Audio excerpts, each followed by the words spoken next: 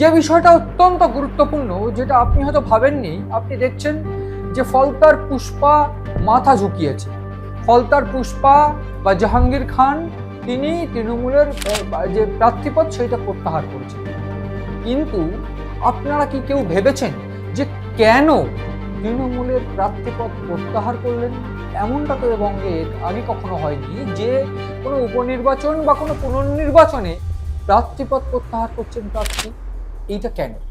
যে বিষয়টা বিশেষজ্ঞদের মারফত উঠে আসে, যে বিষয়টা অত্যন্ত গুরুত্বপূর্ণ, আমি শুরুতেই যেটা বলবো যে একেবারে প্রার্থী পদ প্রত্যাহার করেছেন এই তৃণমূলের অত্যন্ত গুরুত্বপূর্ণ নেতৃত্ব তিনি, এবং তার পাশাপাশি অভিষেক বন্দ্যোপাধ্যায়ের অত্যন্ত ঘনিষ্ঠ এই পুষ্পা, এবং এই পুষ্পা অর্থাৎ জাহাঙ্গীর খান তিনি প্রার্থীপদ প্রত্যাহার করেছেন নিজের ইচ্ছায়, কোনো দলের সিদ্ধান্ত নয়, এমনটা কিন্তু দল জানিয়ে দিয়েছে।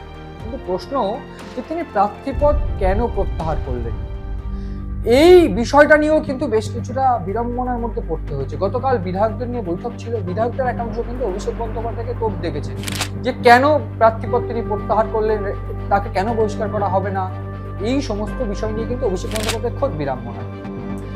ইতিমধ্যে যে কারণগুলো উঠে আসছে তার মধ্যে প্রথম যে কারণ তিনি নিজে স্বীকার করেছেন গতকাল, যে মুখ্যমন্ত্রী শুভেন্দু অধিকারী ফলতার জন্য স্পেশাল প্যাকেজ দিচ্ছে, তিনিও চেয়েছিলেন ফলতা সোনার ফলতায় গড়ে উঠুক, সেই জন্য তিনি আর কন্টেস্ট করতে চাইছেন না, তিনি সরে আসছেন লড়াই থেকে।